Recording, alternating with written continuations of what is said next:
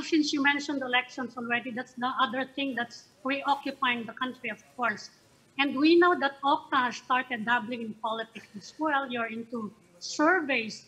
Are you going to pursue that, the surveys? Because I remember Father Nick saying that he might suggest that you lay off politics for a while and focus on the pandemic. Professor Wright? Well, that's a big debate in the group, And in fact, we have our September survey, the latest survey for the country. We have not released it. Actually, we are still in the process of discussing all of these protocols in OCTA about surveys. But we believe surveys are important. Public opinion research is important to the life of the country. It has the information there is an important contribution to our democracy, especially the discussion on the 2022 elections. But we also have studies on COVID-19. In fact, our latest study shows that vaccine willingness is high at 61%. So these are things, and that 9 out of 10 Filipinos practice minimum public health standards. No? Of course, the frequency has gone down. Okay, we also have surveys on government response. We will publish all of these survey results, including the analysis of the last 3 national surveys for the president, vice president, and for our senators. But you will continue the surveys because you know what happens here when politics is injected into anything. We have a toxic political environment, and they're afraid that it might taint the work of OCTA in relation to COVID. Now we will continue the surveys because they complement our work in the science dealing with COVID.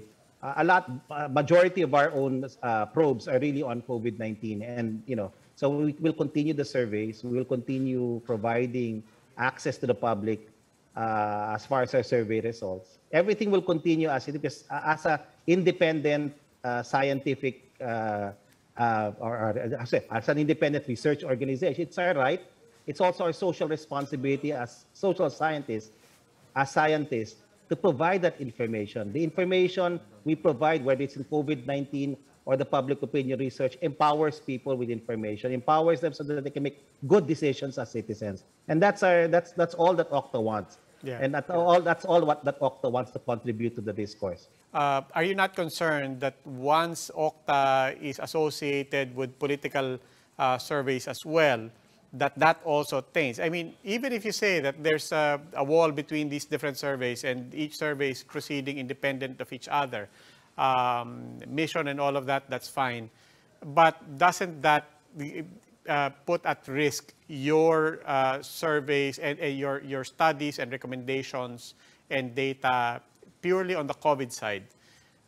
Doesn't that run the risk of getting tainted with warranted or not warranted people saying, this is politically tainted? Well, that's par for the course in a sense. It's really up to the group, no? If they feel strongly about the advocacy to do public opinion research. And I believe it's important, an important area of research. And we also believe that the research we undertake complements our COVID research. And whatever data we provide, again, as scientists and social scientists, we provide in a transparent and accountable manner the results. And as scientists would say, the community will validate it. And our own methodologies are rigorous and scientific also, so we can also be judged by that. So we're hoping that the science will flow up and shine, and that all these doubts about OCTA, which by the way is really completely unfair because these are doubts never cast on Social Weather Station or Pulse Asia, but it's often been utilized in the case of OCTA. Yes, but part of the there is, and that's actually my second question. In the interest of transparency, what's the business model here? I mean, that's going to be the question. In fact, that was the question put to you in Congress. Anyway, yeah. Who's paying for this? Who's paying for the political surveys in particular? And can you be hired to conduct? Can you be hired to do commissioned surveys? Okay, to answer the first question, just like Pulse Asia and SWS, we use a subscription model. Those subscribers provide bulk of the funds that fund the public opinion research. And there are two sides of the public opinion research. One is the what we provide for the public, and these are standard probes that no one can dictate on, or and there's a second side where you have, for a short period of time, embargoed questions from subscribers. They will be published after a short period of time of embargo. So that means that assures the public that whatever is subscribed to OCTA will eventually be provided access to the public. So that ensures a neutrality. That also ensures that no one subscriber will dictate upon OCTA Research or its national surveys. So remember, the national survey is two parts. So one is our regular public survey, which is accessible to all. Our national survey is accessible, where we do a probe on the elections, COVID, on socioeconomic indicators, and of course, international relations questions.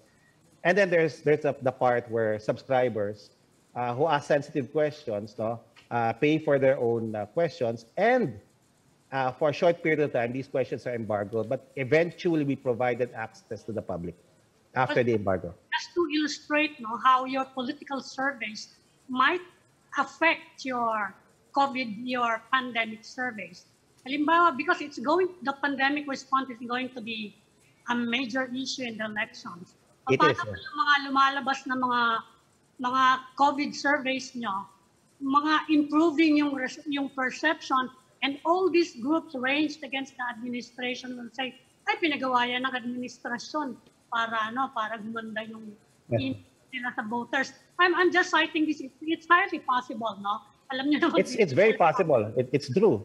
Yeah, I agree. Ami, that there are people who can misconstrue all of this, But we're not the only ones doing questions on government response. SWS, Pulse Asia does it, and in fact, OCTA, the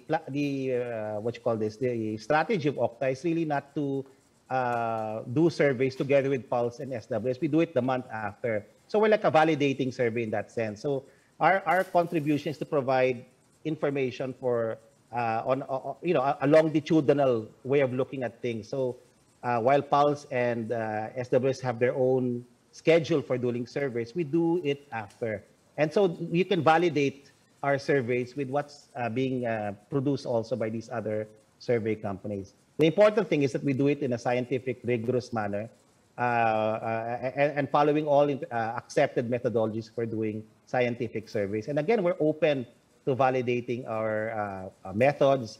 We have a team of statisticians also from UP, as consultants and as researchers. So we have a whole team doing this. And again, all of our work is open to the public.